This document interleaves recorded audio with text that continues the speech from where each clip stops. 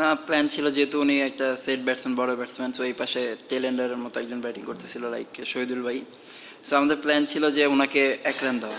So উনি first বলে ছক্কা মারছে, সো সেকেন্ড বলে তো ছক্কা হয়েছে। সো আমাদের তখন আর কি আমি একটু মোরালি ডাউন হয়ে গেছিলাম সত্যি কথা বলতে, বাট শান্ত ভাই অনেক হেল্প করছে, লাইক উনি এসে আমাকে বুস্ট আপ করছে যে যে যতটুকু কনফিডেন্স দেওয়ার দরকার ওনার থেকে আমি পাইছি, সাপোর্টও পাইছি। সো আমাদের প্ল্যানই ছিল যে যদি আমরা মঈন ভাইকে আউট করতে পারি ইনশাল্লাহ আমরা এখান থেকে ম্যাচ জিতবো।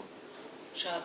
এখন আজকে যে প্রথম বইলে যে প্রথম বলে ছিল এটা ভিডিও ছিল সেটা যে আমাদের সকালে তো এরপরে আপনি দেখলাম যে একটু এরিয়াতে বল করছেন, কিন্তু শেষে চারটা বলে আপনি বলা যায় শর্ট করলেন, এই এরিয়াতে করতেছিলেন। তো আসলে আপনি ইউজুয়ালি আমরা দেখেছি যে আগে আপনি ডেথে আসলে ইয়র্কারটা দিয়ে আপনি অ্যাকচুয়ালি ব্যাটসম্যান আটকে রাখেন, আজকে একটু ভিন্ন ভিন্ন কিছু করলেন, ওখানে সফল হবেন। তো এটাকে আসলে আপনার আরমারি থেকে একটা নতুন কিছু কিনা যায়, আপনি শুধু ইয়র্কার দিয়ে শুধু আপনার একটা অন্য কিছু আছে?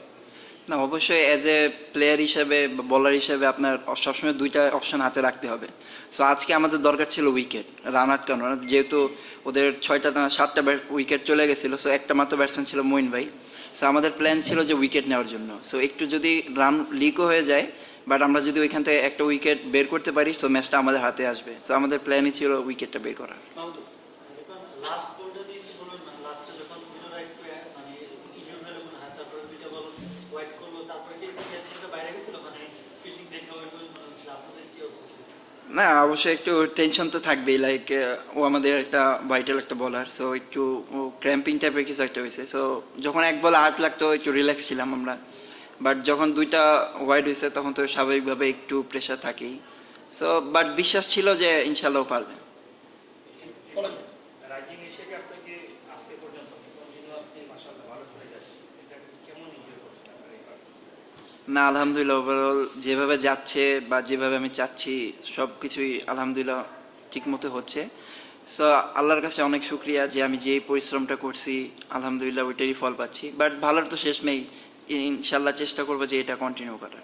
সিলেটে টুর্নামেন্ট খেললেন, এখানে একটা ক্রিকেটটা আপনার কাছে কিরকম মনে হয়? সিলেটে তো অনেকগুলো ম্যাচ হয়েছে, লাইক একটা ভেন্যুতেই সব টিমের ম্যাচ হয়েছে, অনেকগুলো ম্যাচ হয়েছে, উইকেটটা একটু ড্যাম ছিল। বাট এখানে তো ফ্রেশ উইকেট। সো আমার কাছে মনে হয়েছে স্পোর্টিং উইকেট ছিল। ব্যাটসম্যানরা যদি লাইক বলাররা ভালো জায়গায় বল করতে পারলে ব্যাটসম্যানদের জন্য খেলা ডিফিকাল্ট।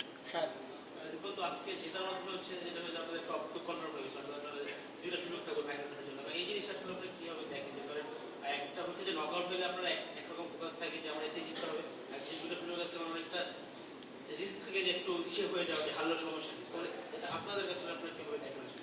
না ভাই, আসলে আমরা ওই সেকেন্ড অপশনে যাইতে চাই না। অ্যাজ এ টিম হিসেবে আমরা যদি ফার্স্টে থেকে শেষ করতে পারি এটা আমাদের জন্য ভালো। বাট আমরা চাবো যে আমরা সেকেন্ড অপশনে যাতে না যাই। ইনশাল্লাহ আমরা একটা ম্যাচে একটা সুযোগে কাজে লাগাতে চাই।